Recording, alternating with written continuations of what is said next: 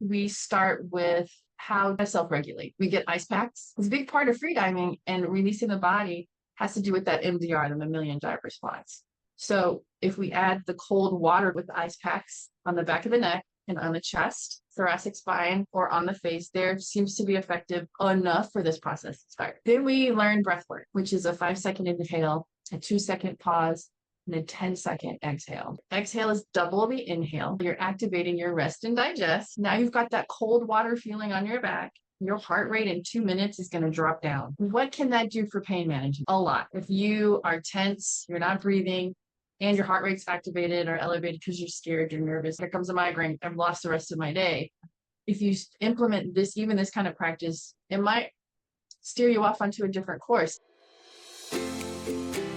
Welcome to the Inspired Living with Autoimmunity podcast, the podcast for high achievers who want to stay sharp, focused, and full of energy despite their diagnosis. With your host, National Board Certified Functional Medicine Health Coach, Julie Michelson, where Julie helps you take your power back from autoimmunity. And now here's your host, Julie Michelson.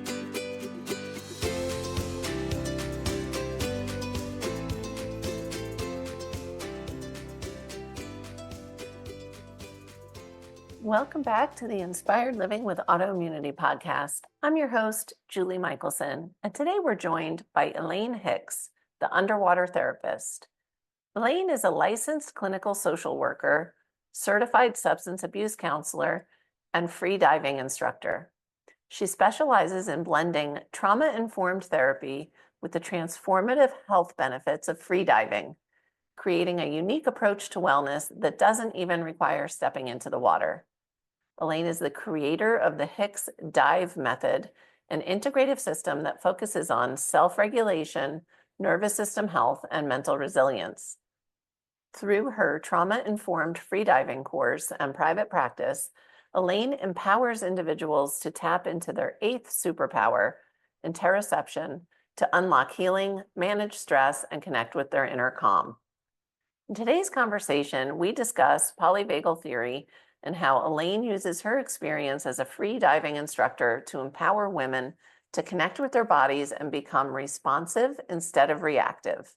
In addition to supporting healing, these techniques can greatly improve quality of life. Elaine, welcome to the podcast. So good to be here. I was like, okay, we have to hit record. I'm so excited for listeners to get to know you. And I would love for you to share, because I find what you're doing to be really unique and pioneering. How did you get to be the underwater therapist? And then we'll get into some of the goodies that I think are invaluable for the autoimmune community to learn about. Thank you. Super stoked to be here. When I saw your podcast, as I was telling you before, have so many I want to listen to, and I feel pretty lucky to be able to share some of my stuff with your audience. So the underwater therapist has been many years in the making. My quote unquote day job is I'm a licensed clinical social worker, which means I do therapy, program evaluation, data stuff, tracking outcomes, kind of the equivalent of a psychologist plus a little bit more. No offense to any psychologists out there, but we do just as much work plus. So in my work as a social worker and substance use counseling, I got introduced to freediving right before COVID happened. So I was like an extreme aggressive snorkeler, which is like pretty unsafe. You're diving down to like maybe 10 feet. You're trying to get your ears to pop. But it was just so amazing and incredible to be in the waters of Hawaii. Are some of the best shore diving opportunities you could ever have. And during COVID, everything was shut down here. It was especially challenging because the only things we could do was fish, go swimming, or go diving. We couldn't, of course, be with our friends. And so we went out to a special beach where we had heard rumors that there would be big animals like fins. And so I'm out there freaking out because we're like 200 meters offshore, maybe 300. we're in the middle of the ocean. There's no one around us. And this pod of like 50 dolphins comes at us at 100 miles an hour. And I was terrified. And then these spearfishers come rolling by and they're diving down to 40 feet. And I was like, that has to be me. I want to do this. So I took a freediving course as soon as everything opened. And this class taught me so much about my strength and my power and how you can use it differently in the water. It's not brute force. You're never going to win Right. if you're fighting the water ever. You have to flow into it. And I saw all at the same time the intersection between mental health, trauma healing, what my body was doing in response to this challenge that I picked, and how I just saw it could be something very life-changing in controlled settings. Now I had no idea how that was going to unfold, but as a researcher, as someone who values data evaluation and checking and making sure things are evidence-based, I was like, I gotta do this. So I signed up maybe a month later for an instructor course. That was that December. Wow. So I took my class in April. December, I was in Mexico in Playa del Carmen taking a 3-week freediving instructor course. Amazing. And I was not the typical student you would see in a course like this. So it was very challenging to say. So from there, I started talking about trauma-informed freediving and mental health benefits of freediving. And then the more I've researched it and kind of brought things together, and then putting on polyvagal theory, this way of understanding our nervous system in a different way, it just opened up so many like portals of understanding is probably the best way I can. And when I drilled into that, it came down to like, how aware are we of our nervous system? How aware of like our breath rate, our blink rate, our swallow rate, things that are easy to get in touch with that don't throw people into their body so rapidly that they shut down. And that can happen when we're sick, when we've had COVID, we have autoimmune, we have all kinds of things going on. We want to disconnect from the body. So by overlaying this polyvagal kind of theory onto the freedive body and the traumatized body, the body in survival, the body in chronic shutdown or chronic hypervigilance, it just brought up so many different avenues of healing. I love that. And almost everybody I have interviewed on the podcast gets to their zone of genius through, their personal experience, right? And then we want to take that and share it, help others. I want to circle back, just to give a little foundation for listeners that we have done episodes on the vagus nerve and polyvagal theory, but I want to hear your perspective and share with listeners. I think that's a great starting point. And then I want to, kind of bring in that the freediving body, as you mentioned, and relating to, obviously not all listeners are free divers, and I'll let everybody know right now, you do not need to free dive to take advantage of Elaine's wisdom and genius. So, let's start with the basics of polyvagal theory as you see it.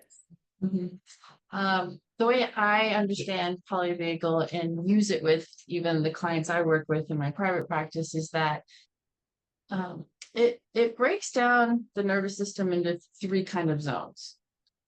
And then you have portals of entry into the zones. So your nervous system's like this universe inside of you, and you have portals to enter this universe. And so the 3 zones, if we start from the top down, we have ventral, which is like you're safe, getting connected, finding resources. When I teach about this to substance use counselors, I call this the panda zone because it's playful. When you're safe and engaged, you can talk to people, you can pay your bills, you can find your keys, right? It's like practical stuff. And so within that zone, there's particular mechanisms through your cranial nerves, your eyes, your ears, your nose, your mouth, your throat, and how we connect and relate to people. So it becomes like these zones become very relatable on a day-to-day basis. And then you have your sympathetic, or I call it the lion zone, because you can be mobilized for play, for teamwork, competition. You can be mobilized for protection, which can look like fight or flight, or, it can be wonder, curiosity, and joy. It doesn't have to be just anger and disruption. And that's kind of how I recategorize that. Yeah, if you're mobilized, maybe you're excited. Maybe you're scared, and you should be scared because you're doing something big and that's going to grow you, you know. And then the last would be like mid diaphragm and down, like the dorsal or the dolphins. This is where we can have a quiet rest and we can withdraw from all of our day-to-day kind of things and have quiet activities, restorative activities, or we can withdraw and shut down. And then, of course, all of these zones hang out with each other and they make these blended states that are beautiful, So I think understanding how each of these, what the basic function of each one is, and then how they're blended together really helps people understand what's going on with their bodies in different ways. And then maybe they can change their physiology, like I mentioned, breath rate, blink rate, heart rate, things you can change right away through that eighth superpower, which is how I learned about. And it's another key part of polyvagal is deteroception. And then this concept of neuroception, which explains all these automatic reactions or responses we have to things. Because your nervous system's 24/7 listening to keep you safe, which is good, but also can be very annoying. Right? Because until you learn how to listen and work with it and create this like partnership, you could spend your life reacting instead of responding. Yes. And that's really at the heart of the whole point. Yes. Is that learning to be in a responsive state instead of a reactive state. And as we were chatting before we hit record, anytime we're dealing with chronic challenges, but especially chronic health challenges, chronic pain, I have so many people have come to me and been like, oh, I'm not stressed. I'm not. And I'm like, BS. You are so out of touch with what is going on in your body. And I in a non-scientific way and through just my journey and experience, think, it is almost a survival tactic to disconnect. It doesn't serve us long term, but no, it doesn't. So we create this pattern of being disconnected from breath, being disconnected from feeling, being, not even that, like you mentioned, awareness, not aware of what state we're actually in. And for me, the reason I love just sharing this understanding of it's chicken or egg, right? Like you can change stress state with breath, with, and feed each other, right? So you can relax. Absolutely. Or sometimes if you can't relax, you can do the things to physiologically make that happen. And as somebody who has a more recent love of being underwater, I think I certified scuba diving 4 years ago, thinking I was doing it for my fiance. He's the kind of guy who I just know, would never, even if I said, I'm happy with a book on the beach, you go scuba diving, he would never go. So I thought, oh, I'll surprise him and I'll certify. I love it more than he does, I think. And yeah, you're giving me some clues as to why. Oh, really? Yes. Yes. It's this unification of these two zones of your nervous system. The dolphin and the panda come together, just to keep it easy, like your ventral and dorsal. They form this amazing, the most powerful autonomic reflex we have in our entire nervous system, the mammalian dive response or reflex. It's so powerful. It puts you, it's so quickly into your parasympathetic nervous system, which we call rest and digest. Yes. And heal, right? Like it heals. Yeah. Long-term vagus nerve restoration. You're choosing to put yourself in a self-regulated state, which leads to relaxation. And you mentioned relaxation. And I think oftentimes if we're dealing with like long COVID, health problems, um, relaxation feels like a faraway goal. Yeah. And yeah, and I've been talking about this a lot the last few months. Is the goal really to relax and be passive?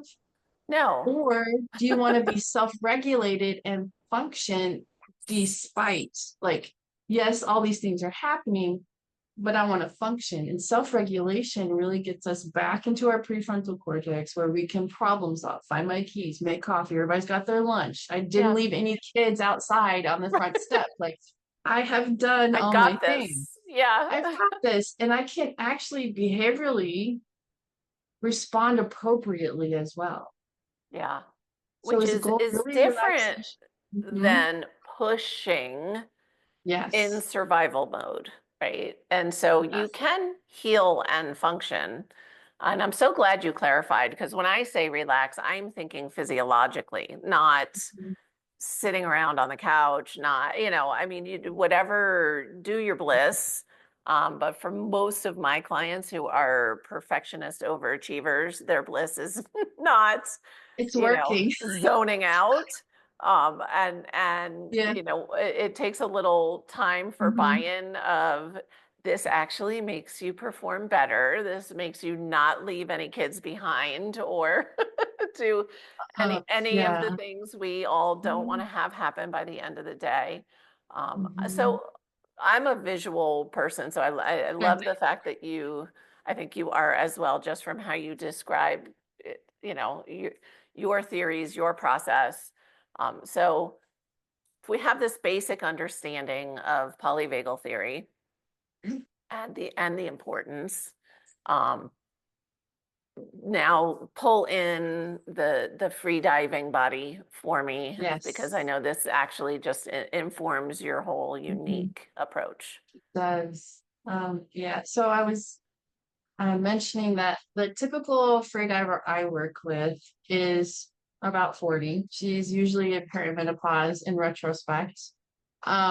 She doesn't have an average Instagram body. This is a normal woman, right? Right. A real And woman. has a what? A real woman. A real woman. Someone who, you know, maybe she's 20 pounds over, like but she's strong and she's capable.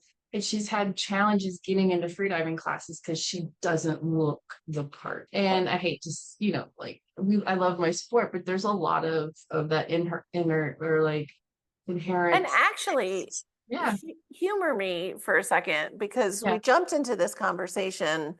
yeah. I'm assuming people know what freediving is. So Oh yes, can we yes. back up Yeah, for a let's back second? up. So, okay, so you have snorkeling where you wear your mask and your cute little shorty fins, and you have a snorkel in your mouth. Your mask is usually one of those big, gnarly ones that cover like most of your face, and your mouth's ready, open for your snorkel. Freediving, we use a low volume mask. We use a tube. There's no tanks. You use long fins and usually a weight belt.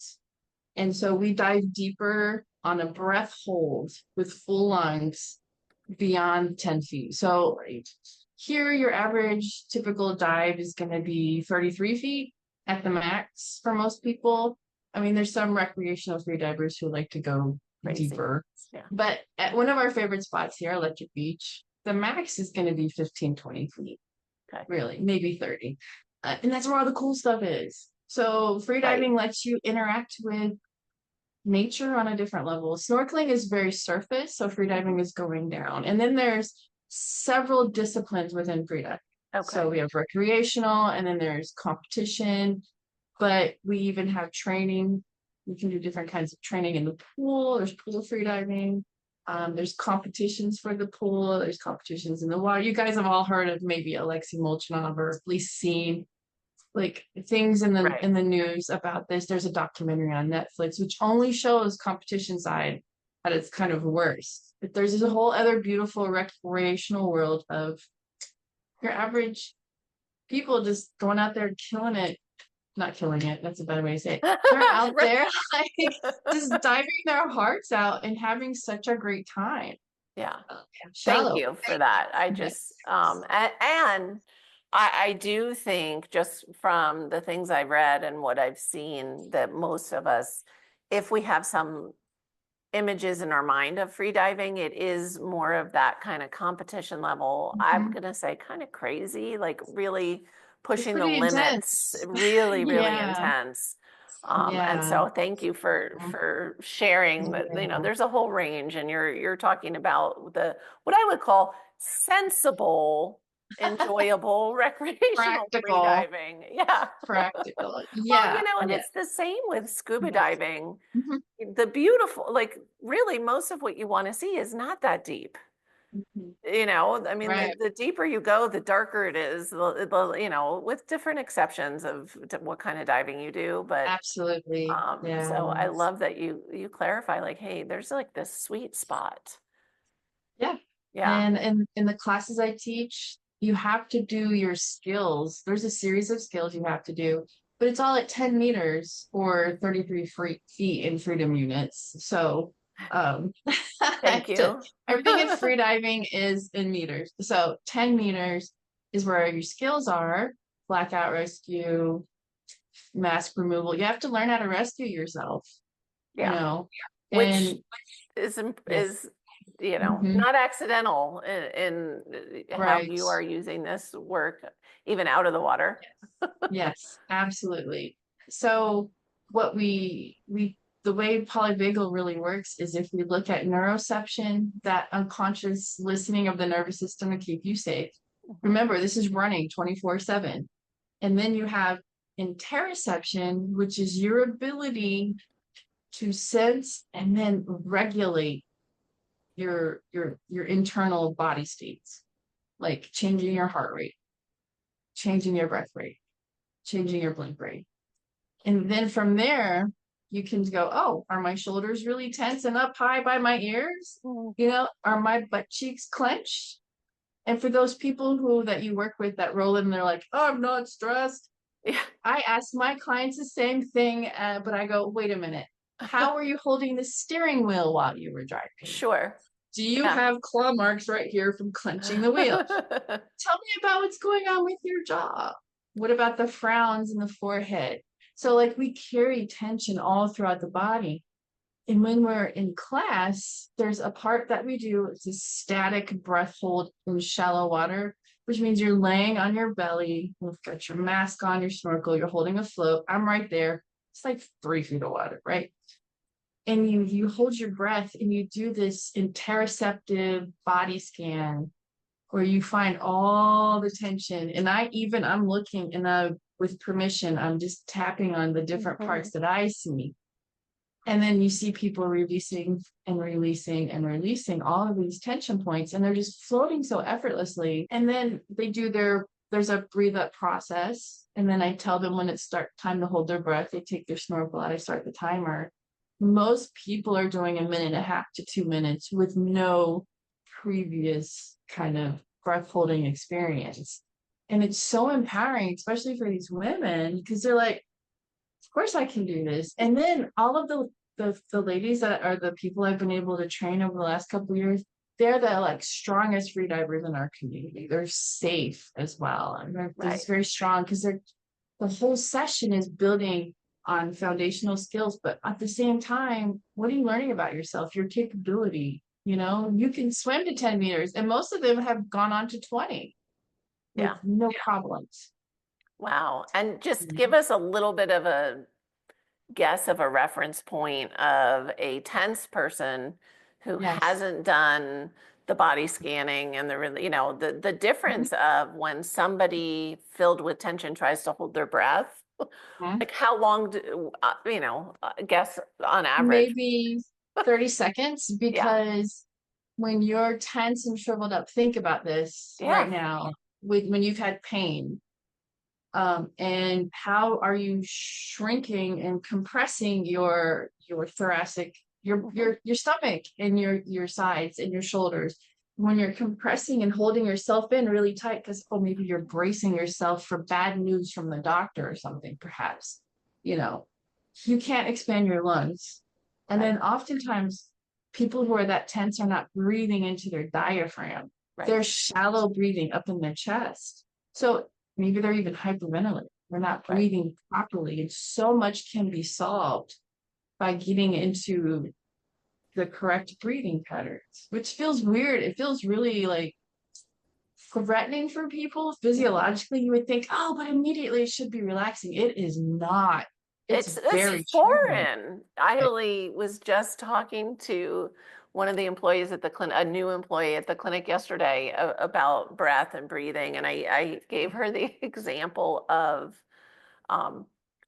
a particular client I had worked with probably 4 years ago, maybe 5, who was so just lived in stress zone probably forever, but for a really, really, really long time, that when she started to do her breath work, she would have panic reactions.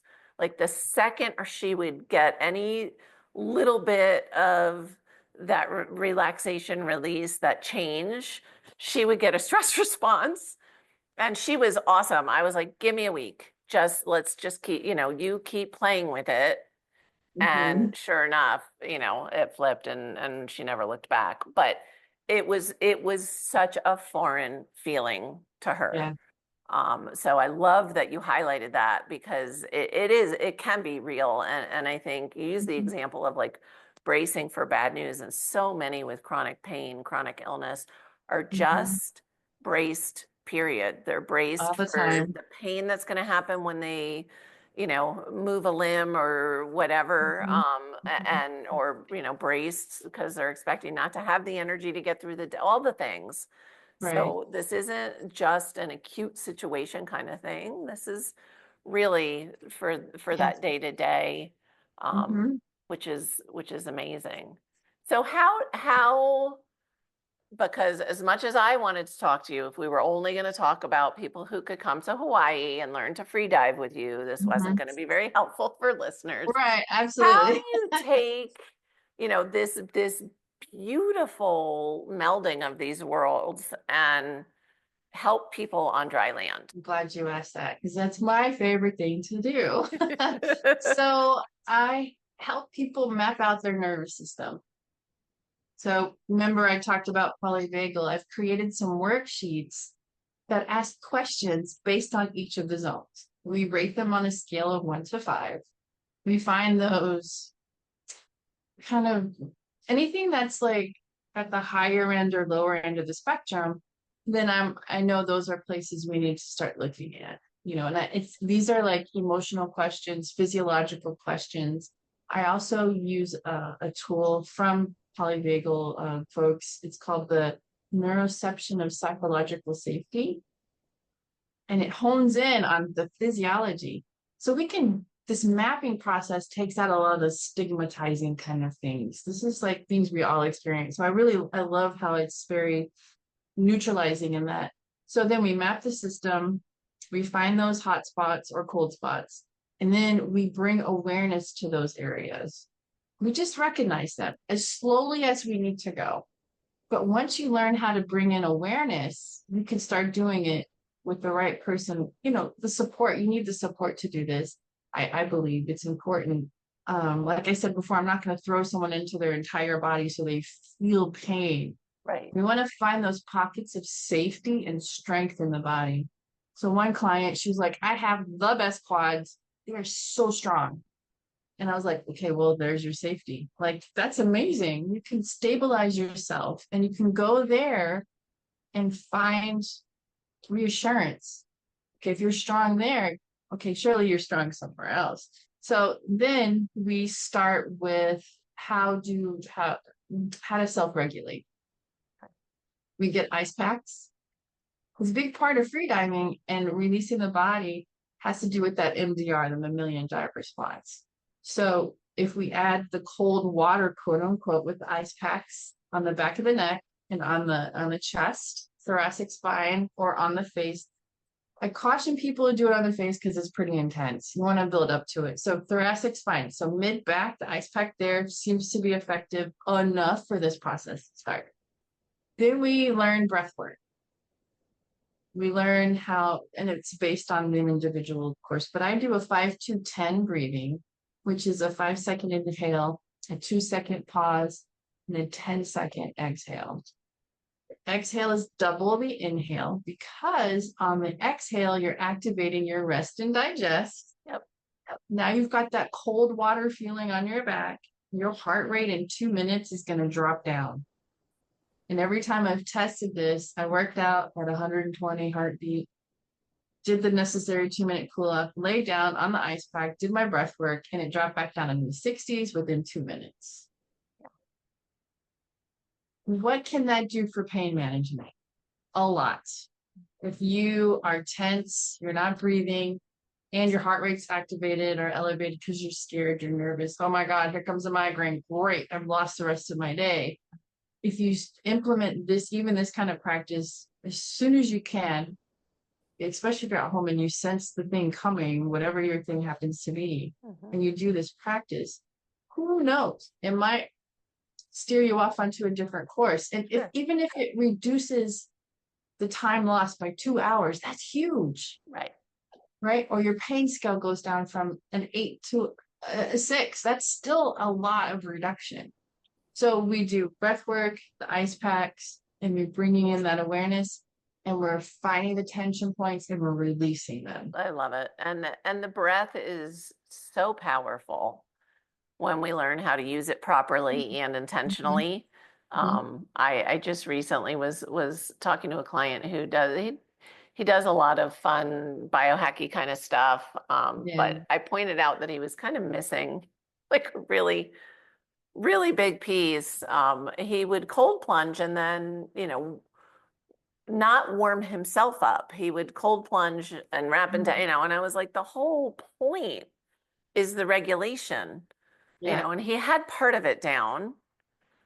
But the power in using your breath to warm yourself back up, you're missing the gold if you're, just torturing yourself in cold water. And he was actually breathing through that part, but he had never really learned the whole method of.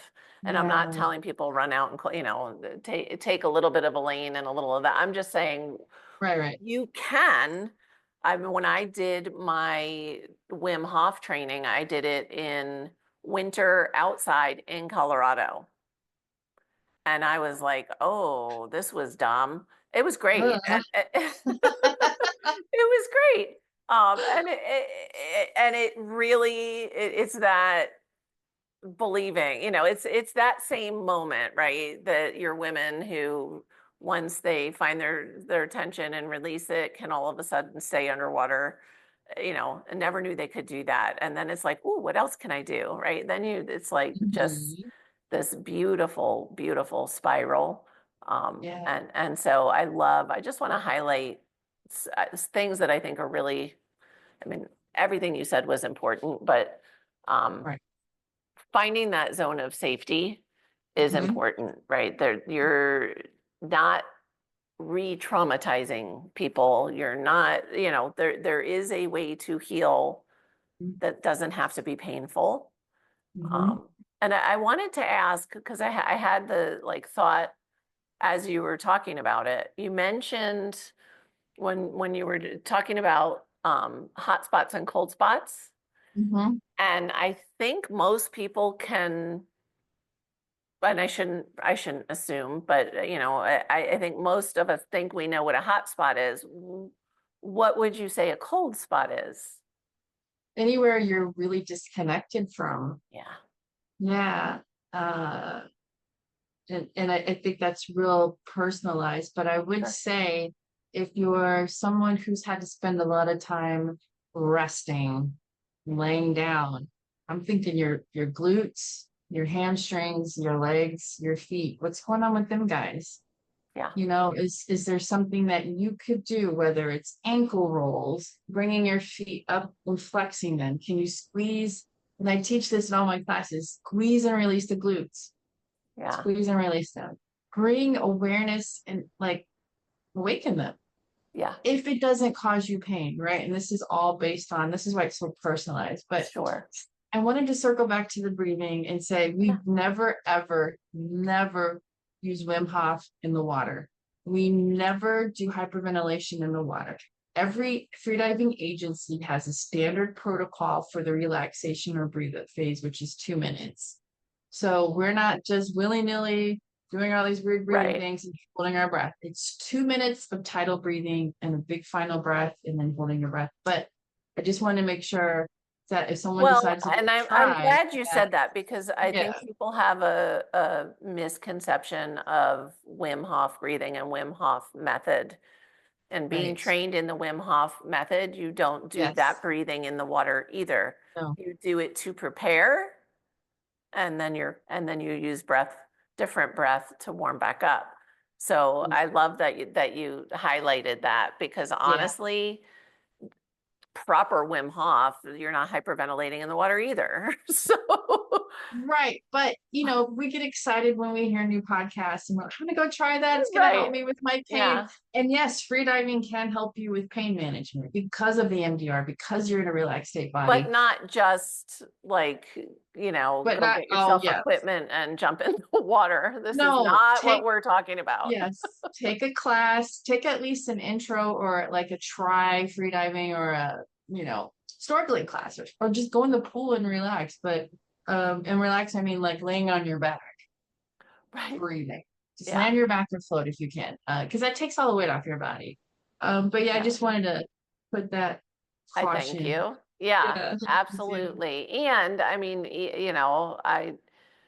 everything when I hear something and I'm like, "Ooh, I want to try that." I do what you recommended. You find your expert that feels right to you and you don't do these things alone. I am not Mhm. advocating anybody try Never any of free dive this. alone. Mm-mm. Never. That is the number one rule of free diving.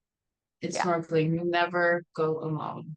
Yeah, Yeah. absolutely. And so to circle back onto land, because right now I'm looking out my windows and we're covered in snow. And I want to know if Yeah. listeners are in a similar, excuse me, locale. You work with people on land. I do. Yeah, I do. And like I said, it goes back to like bringing awareness and mapping the nervous system. I do some education, like I explain the zones, I explain the blended states and what each area is responsible for, and then how they kind of work together. And then from there, we learn how to work with the vagus nerve. We learn how to work with these different zones. We learn how to work with our cranial nerves because those are key for not only, and this is where the magic happened for me, those cranial nerves are not only responsible for our ability to talk, communicate, find support, they're also responsible for every single freediving function that we have. Equalization, I pointed to the ears, but also I'm going to point to the throat because we use our throat muscles to equalize our ears as well. And you've been scuba diving, you've kind of had those sensations, And then if you have tension in your trigeminal, if you have TMJ or if you have migraines, tension in your jaw is going to be a place that we're going to go try to release. So this mapping system really it can get pretty deep, no pun intended, into this like Really? physiology, really, like, this deep dive into your body, and this information you get back is so layered and beautiful, and there's always something we can work with. So Yes. everything I do starts on land, and then if someone wants to try this out in the water, there's different levels to this as well. We could sit by the ocean and talk about it. We could put our toes in. We could float in 2 or 3 feet of water. I've had people floating who said they would never float ever. I had them floating. We could start there, and then we can build on that. We can also help people with breath holding because the other part of activating the MDR is the breath hold. Okay. So we bring the heart rate down, we do the breath work, and then we hold our breath. And that gives you so much control and power within your body because now you can sit and deliberately experience distress Right. and build up a tolerance to it. Yes. And there was a fascinating study that came out about how people with panic disorder, generalized anxiety disorder, are improper breathers, and they're responding to their natural fire alarm, the CO2, Mm-hmm. which tells you, hey, it's like Alert, poking alert. someone, like, breathe, please, something Hello. is wrong, which is what we respond to underwater. Our CO2, when you hold your breath, your CO2 starts building up. And in freediving, we learn how to, it's still built up, but we're not responding to it.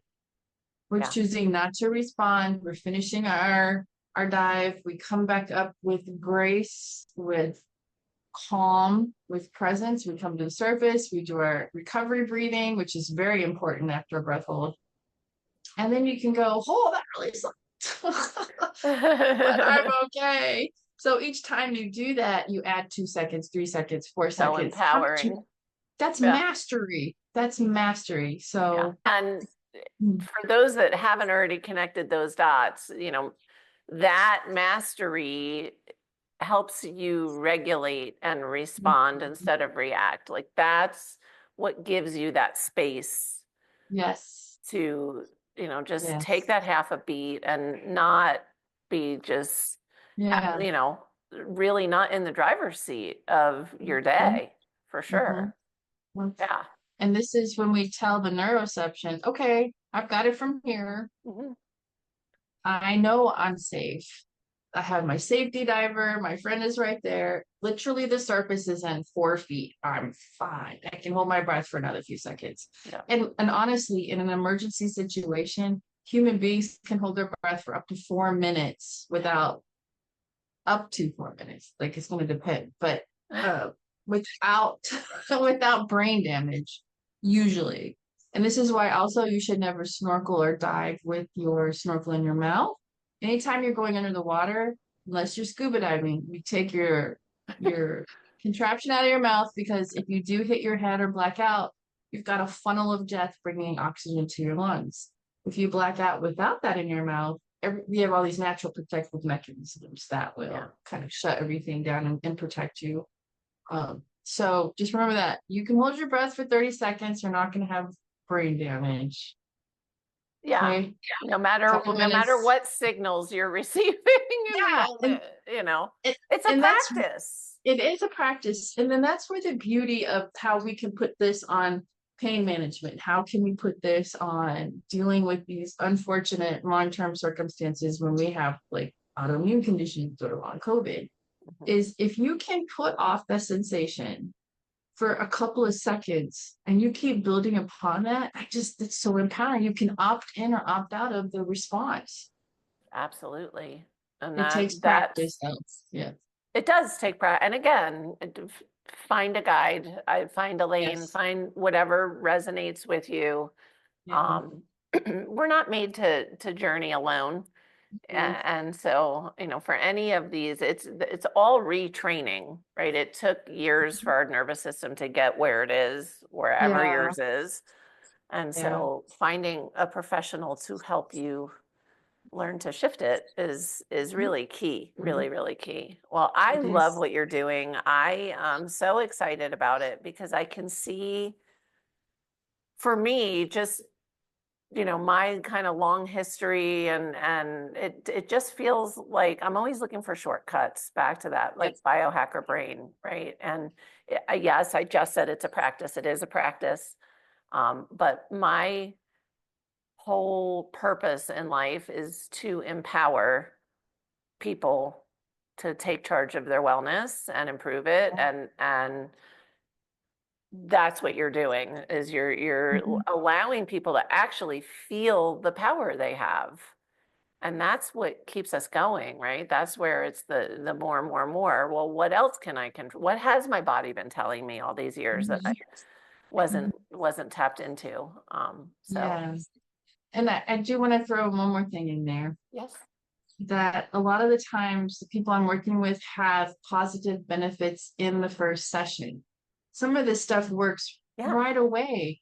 Yes, you need to practice breath work, but here's what makes freediving so amazing as a healing modality is you are playing. And when you're playing, you're in that like neurobiochemical opposite of trauma. So, and then in psychology, especially positive psychology, if we are playing, we are more likely to make a change. If you're Yes. playing, you feel safe. If you're safe, you can change your nervous system state. Yes. I love So it. you can And for change. so many, play is something that is not a big enough Yeah. presence in their life at whatever point if they're listening to this podcast. So I love that you brought that up. It's that healing power of play and joy while learning to change physiology is amazing. Yes. So And you amazing. can go, because all of these should be free, cost effective. Like, I hate to make people spend money, especially in our economy. If you can get a thing of bubbles Uh-huh. and blow bubbles, you can practice your breathing 5 to 10. You do, or 4 to 8. You're blowing through the bubbles, making those bubbles with your exhale. This is great for kids to teach them how to breathe. I did it with a room full of social work students at 5 o'clock in the afternoon. And when we got back into class, they all started falling asleep because they were finally relaxed. relaxed physiologically. And I was like, well, I think this backfired a little bit, but it was I'm a going to good do this lesson. at the end of class next time. I know, but we wouldn't have had the sunlight to reflect off the bubbles because it was a multi kind of. Yeah. Then you can do photography and savor and blah blah, so like and have a good time. But we can incorporate play in tiny ways. I love that. I think you just answered the question I was going to ask you. Yeah, but tiny ways. I'm going to ask anyway, in case you want to throw a different one out or just highlight what you just said, which is what is one step listeners can take starting today. I think that's a beautiful one step. It's one that nobody's ever given us before. It makes me want to go run out and get bubbles. It's so much fun. Yeah, it really is. You can't be angry and blow bubbles. No. Yeah. So I would say that, and then another step is get an ice pack, put it on your back, lay on it for 5 minutes, and track your heart rate, see what happens. Track your tension, see what happens. Do you fall asleep? If you fall asleep, then there's your answer. And I actually lay on an ice pack every night before bed for about 20 minutes on my mid back. Because if you've had trauma and you're in chronic pain, your body is going to keep up this low state of hypervigilance to protect you. Mm-hmm. So what's the answer to that? Rest and digest. Yeah. That's what the MDR is going to do for you. I love it. It's beautiful. So amazing. Well, Elaine, I so appreciate your time, your wisdom, your just creative approach to helping people not only heal but just that empowerment that can lead to healing, but it can lead to dreams being achieved and created and just all kinds of wonderful things. So I'm really, really grateful. For people that are listening on the go and not going to look at the show notes, where's the best place to find you? On Instagram, I'm the underwater therapist, the only one, the underwater therapist, or my website, underwatertherapist.com. And I am on Facebook as well. But I think the most up-to-date and fun, practical stuff is going to be on Instagram. I share videos and different techniques. And plus, you also can get the benefit of free diving without touching the water by watching some videos and practicing your breath work while watching them. So amazing. More tips for healing on land. Yes. Great. Yes. Yes. So, and of course, if anybody wants to come learn how to dive, I would love to be your guide on that journey. It's so much fun. Fantastic. Hawaii, here we come. Mm-hmm. Elaine, thank you so very much. Thank you too. This has been really awesome. For everyone listening, remember you can get the transcripts and show notes by visiting inspiredliving.show. I hope you had a great time and enjoyed this episode as much as I did. I'll see you next week. Thank you for listening to Julie Michelson's Inspired Living with Autoimmunity. Did you enjoy this episode? Please like, share, and subscribe wherever you listen to podcasts. If you'd like to get a transcript of this and every other episode, just head on over to inspiredliving.show or click on the link in this episode's description. There, you can also find everything we discussed in this episode, including links and information about our guest. You can even send in your questions to be answered by Julie in a future episode. That's inspiredliving.show. Until next time, this is Julie Michelson's Inspired Living with Autoimmunity podcast, helping you take your power back.